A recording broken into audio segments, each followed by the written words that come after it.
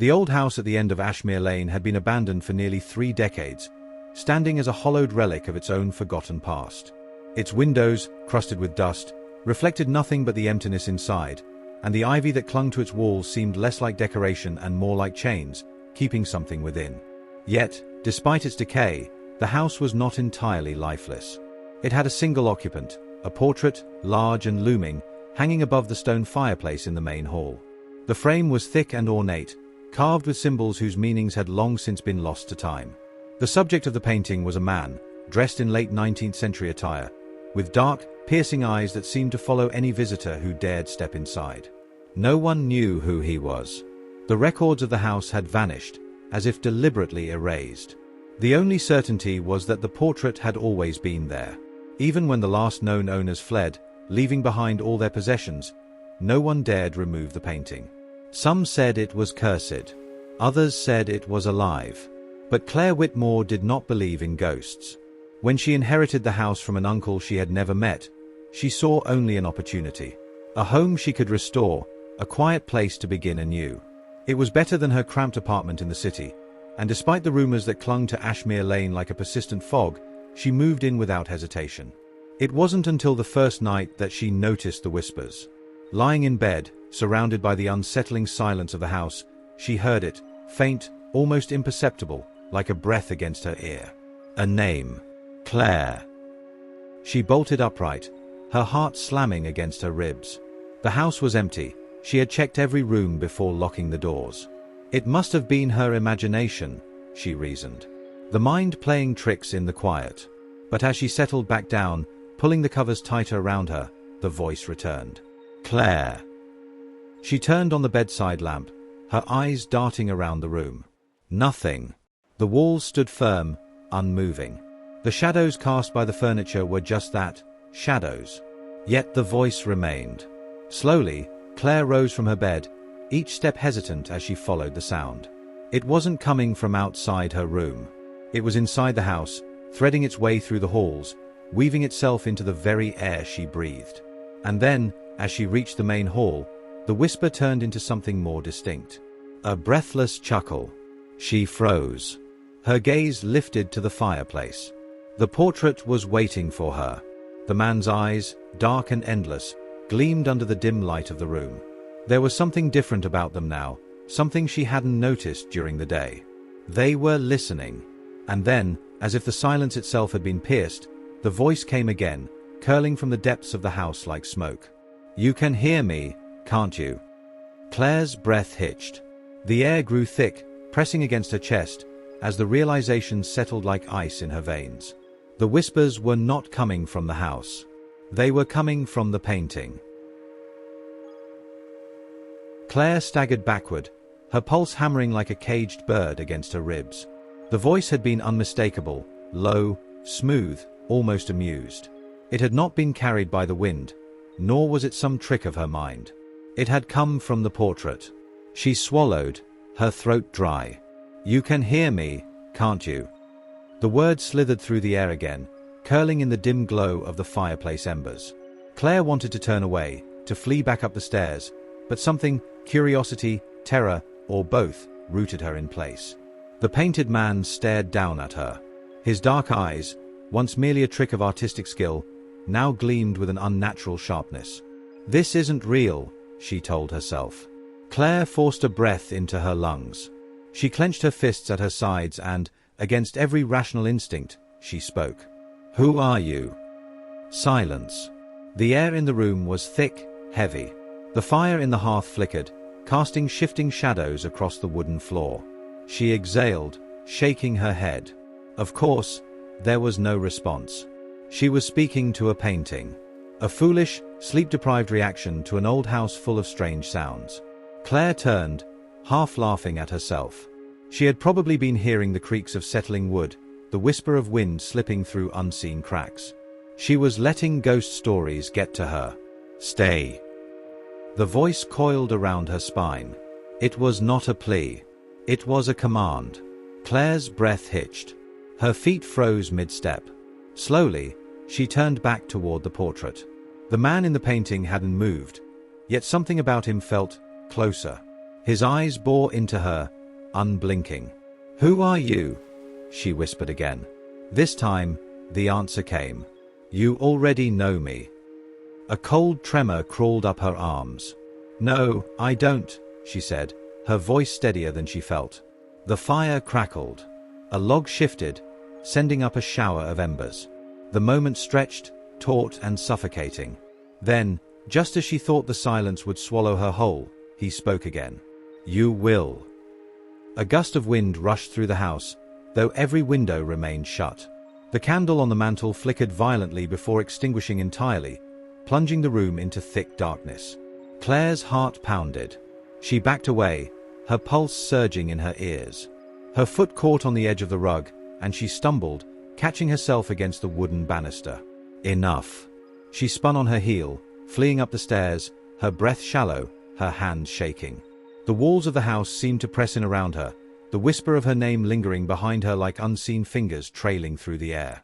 She reached her bedroom and slammed the door shut, her chest heaving.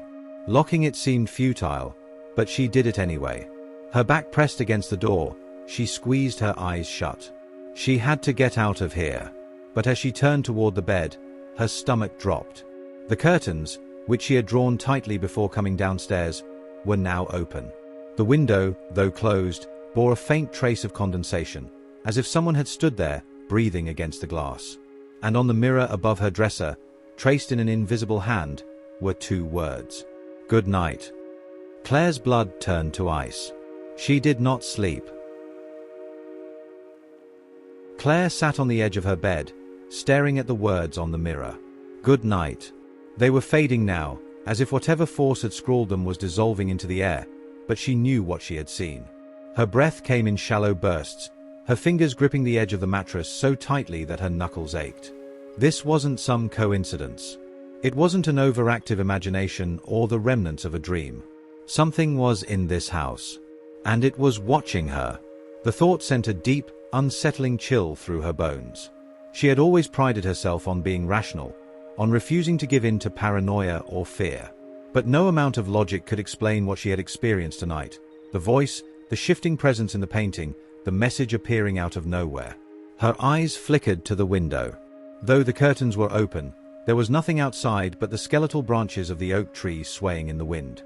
The moon cast a silver glow over the empty field beyond the house, and for a fleeting second, she had the eerie sensation that something was standing just beyond the tree line, watching. Claire forced herself to move, to breathe. This isn't real. It can't be real. But as she rose from the bed, her knees still weak, something new caught her attention.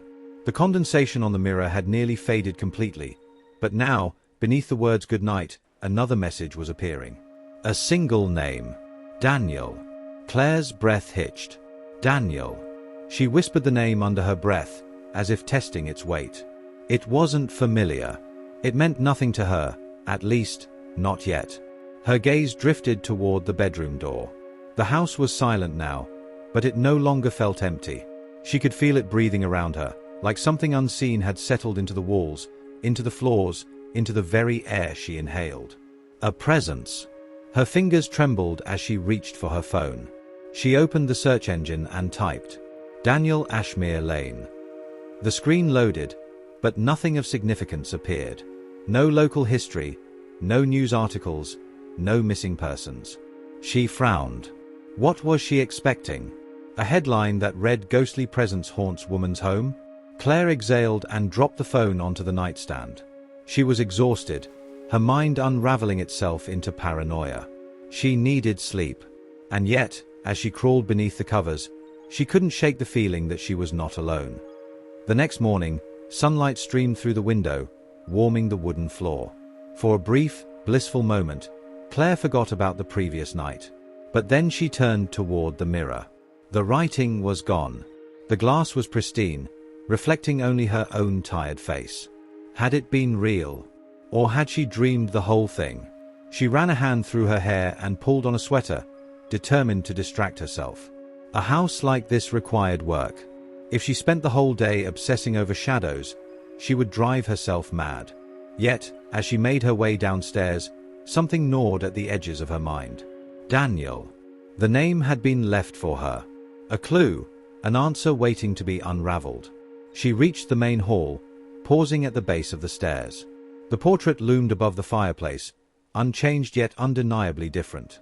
His expression was still neutral, his posture still stiff and proper, but something in his eyes. They seemed amused. And worse, they seemed to be waiting. Claire couldn't shake the feeling that the painting was watching her.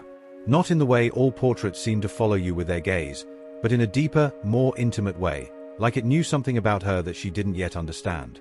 She turned away from it, refusing to let herself be drawn into its stare any longer. Coffee. She needed coffee. The kitchen was as she had left it, still smelling faintly of dust and wood polish. She brewed a strong pot, gripping the mug tightly in both hands as she leaned against the counter, her mind whirling. Daniel. Who was he? The name had been left for her. Someone, something, wanted her to know it. Claire set down her mug and grabbed her phone again. She tried another search. Daniel, Ashmere Lane, missing persons. Nothing. Then, Daniel, Ashmere Lane, obituary. Still nothing. Frustration prickled at the back of her mind. If there was no record of him, then who was he? A sudden idea struck her. Maybe Daniel wasn't in public records. But if the house was old, there had to be personal records somewhere. Deeds, letters, maybe even journals. She left her coffee on the counter and made her way toward the study, a room she had barely touched since moving in. The previous owners had left most of their belongings behind, including an entire wall of bookshelves filled with dusty tomes. The air smelled of aged paper and neglect. Sunlight slanted through the tall windows, catching the dust motes that drifted lazily through the room. Claire ran her fingers along the spines of the books, scanning for anything that might hint at the house's history. Nothing obvious. She sighed, stepping back. And that's when she saw it. A small wooden box, tucked away on the lowest shelf, barely visible beneath years of neglect.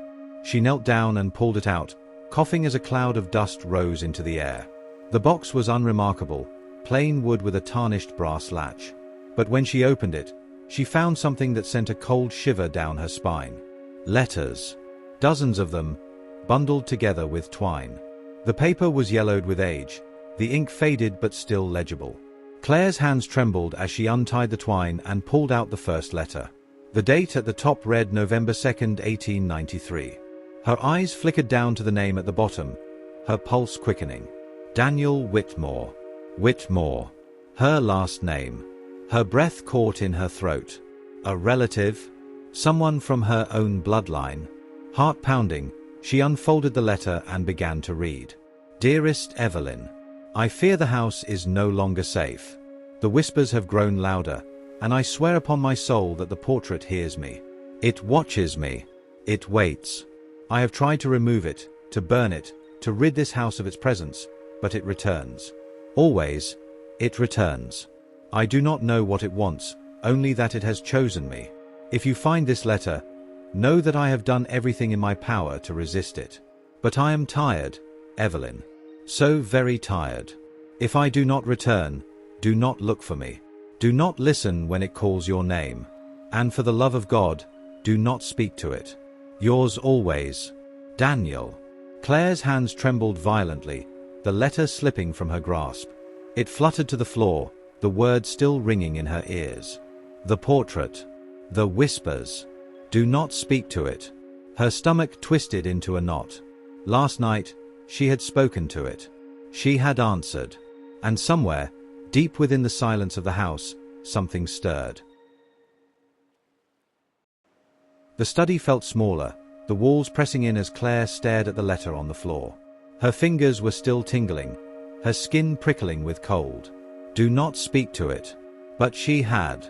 She had answered the voice, questioned it, invited it into conversation.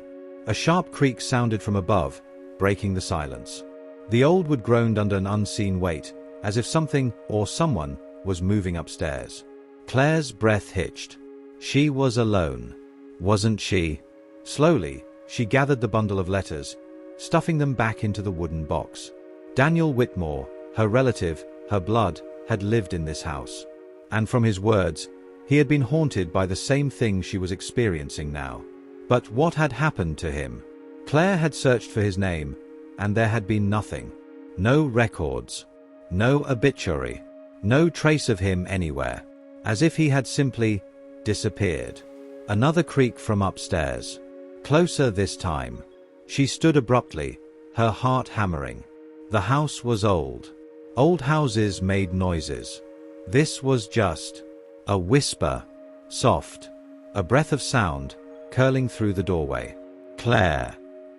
She inhaled sharply, every muscle in her body locking into place. It was different from last night. Last night, the voice had been distant, creeping through the walls. Now, it was near. Right outside the study.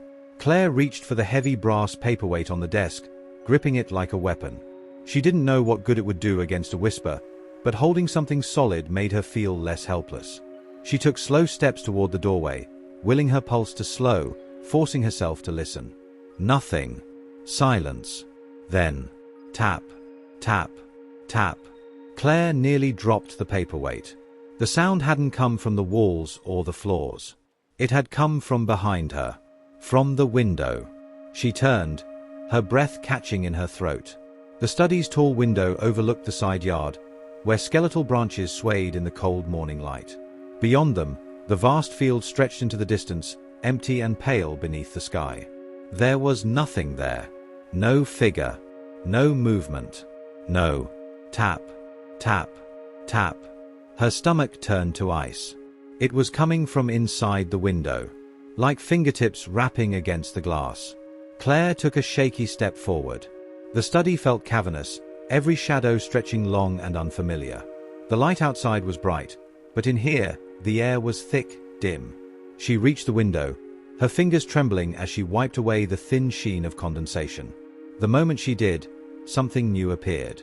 A single word, written into the fog. Listen. Claire stumbled back, her pulse thrumming against her skin. The word lingered for only a second before fading, vanishing as if it had never been there. Her breath came in quick, sharp bursts. No. No. This wasn't happening. But she could still feel it. Something watching, something waiting. And then, the laughter started. Soft at first, barely more than a breath. A chuckle from the shadows. Then deeper. Richer. A sound that did not belong to an empty house. The same laughter she had heard the night before. Her eyes darted to the study doorway, to the hall beyond. The portrait. She couldn't see it from here, but she could feel it. Waiting. Watching. Listening. And as the laughter faded, replaced by the eerie stillness of the house, Claire knew one terrible thing with certainty. She was not the first to hear the portrait. And she would not be the last. The laughter had stopped, but the silence that followed was worse. It wasn't the peaceful stillness of an empty house. It was thick, suffocating, expectant. Claire gripped the paperweight tighter, her knuckles white. The word on the window, listen, had vanished, but she could still feel it, hanging in the air like an unfinished sentence. Something wanted her attention. No. It already had it. She forced herself to move, stepping cautiously out of the study and into the hallway. The air here was colder. The house had been empty for years, but this chill wasn't from neglect. It was something deeper, something wrong. Her eyes flickered toward the fireplace. The portrait waited for her. It sat in its place of honor above the mantel, the man's dark gaze locked onto hers the moment she stepped into view. She had been avoiding looking at it too closely since last night, but now she had no choice. Claire stepped forward, her heart pounding in her throat. Something had changed. She knew the face now, Daniel Whitmore, her ancestor, the man from the letters. But this was not the same portrait she had glanced at the day before, nor was it the one she had seen in the dim glow of the firelight last night. The expression had shifted. Only slightly, only just enough for her to know, but it had changed. His lips, once pressed into a firm, unreadable line, now held the faintest ghost of a smirk. Claire's pulse surged. Had it always been like this? Was she imagining it? No. No, she was sure. She took another step forward, close enough now to see the fine details of the oil paint, the delicate brushstrokes that made the portrait feel too real. Her breath slowed. She swallowed hard. Daniel. Is it really you? She whispered before she could stop herself. The fire crackled. A soft pop of burning wood. And then, the whisper. You already know me. Claire gasped, stumbling back. The voice had come from nowhere and everywhere at once, curling through the room like smoke, settling in her bones. No. No, this was wrong. This wasn't possible. The air grew heavier, pressing against her lungs, wrapping around her like unseen hands. She turned, ready to run, but a hand grabbed her wrist. Not a real hand. Not flesh. A shadow. Long and stretching from the base of the portrait, twisting unnaturally across the floor, curling around her wrist like a living thing. Claire choked on a scream, yanking herself free, stumbling backward until her back hit the bookshelf. She stared in horror. The shadow shrank back, retreating toward the fireplace, slithering into its rightful place beneath the frame of the painting. The man in the portrait remained still. But his eyes, God, his eyes. They were amused. Mocking. Waiting. Claire's breath came in ragged bursts, her mind spinning, trying to make sense of what had just happened. Then, as if the house itself had exhaled, a sound drifted through the air. A new sound. Soft. Delicate. A page turning. Her head snapped toward the study. The wooden box of letters sat undisturbed on the floor. But the stack had moved. One of the letters had been pulled free. Laid out neatly on the desk. Waiting for her. Claire hesitated, every nerve screaming for her to run. But something pulled at her. A cold, invisible tether. Slowly, she stepped back into the study, her legs weak beneath her. She reached the desk, staring down at the unfolded paper. A new date. A later one. December 17th, 1893. Claire swallowed hard. She began to read. Evelyn. I have failed. I tried to leave. I swear to you, I tried. But it would not let me go. It knows my name now. It has taken it. And soon, it will take me, too. Evelyn, do not speak to it. Do not answer. Do not listen. It hears everything. It will learn your name. And when it does, it will never let you leave. If I am gone when you find this, remember me. Remember my name. Do not let it disappear. Yours, Daniel. Claire's blood turned to ice. It will learn your name. She staggered back, the letter slipping from her fingers.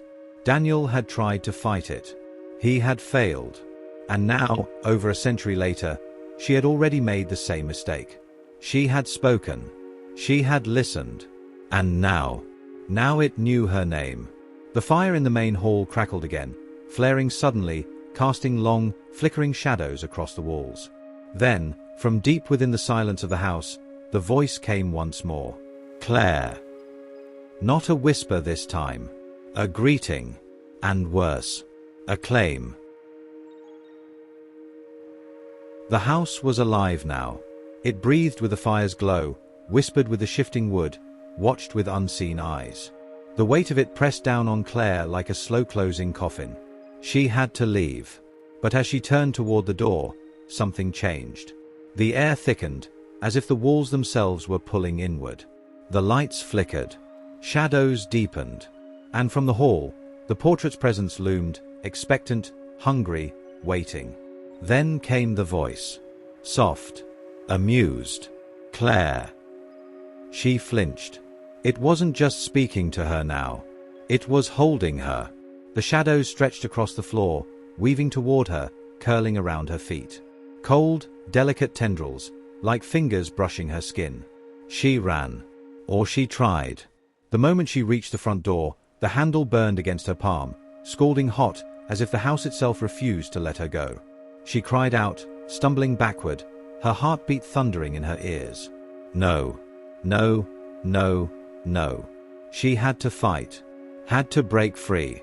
Her gaze darted to the study, to the open letter still resting on the desk. Daniel had tried to leave. He had failed. But he had left something behind. Remember my name. Do not let it disappear. Claire's breath caught in her throat. That was it. That was the key. The portrait had taken Daniel because no one remembered him. It had consumed his name, erased him from history. And now it was doing the same to her. She turned back toward the fireplace, her pulse hammering. The portrait loomed above the mantel, its dark eyes alive with something knowing, something terrible. And yet, beneath all of that malice, Claire saw something else. A flicker of something buried. Something trapped. Daniel. If no one remembered him, he was lost. But she knew his name. And so she did the only thing she could. She spoke it. Loud, clear, unwavering. Daniel Whitmore. The house shuddered. The fire roared in the hearth, a sudden, violent burst of heat. Shadows writhed against the walls, twisting, retreating, unraveling. The voice let out a wail, a terrible, echoing sound, not human, not of this world. And then, the portrait changed. The smirk vanished. The amusement faded. And in its place, fear. The paint began to crack. A thin, jagged web of fractures split across the canvas, deepening, widening, until suddenly, with a deafening shatter, the portrait broke apart. The house exhaled. The weight lifted. And in the silence that followed, Claire felt it, the presence was gone. She turned, her body trembling, her breath uneven. The fire had died down. The room was still. And where the portrait had hung, there was nothing but a blank, empty space. Daniel was free. She felt it in her bones. And as she reached for the door again, the handle was cool beneath her touch. Claire stepped outside, the cold night air filling her lungs. The sky stretched wide and open above her, untouched by the darkness that had lurked within those walls. She had survived. She had won. But as she took one last glance back at the house, something caught her eye. The study window. The condensation on the glass. And scrawled across it, in faint, fading letters, was a single word. A name. Thank you. Claire exhaled. A slow, shaky breath. Then, without another word, she turned and walked away, leaving the house, the portrait, and the whispers behind her. Forever. Thank you so much for watching. If you enjoyed this story, don't forget to hit that like button and leave a comment below. I love hearing your thoughts. If you're craving more mysteries, thrillers, and spine-chilling tales, make sure to subscribe and ring the bell, so you never miss out on the next chapter. The darkness is always waiting, and the next story could be just around the corner. See you in the next one, if you dare.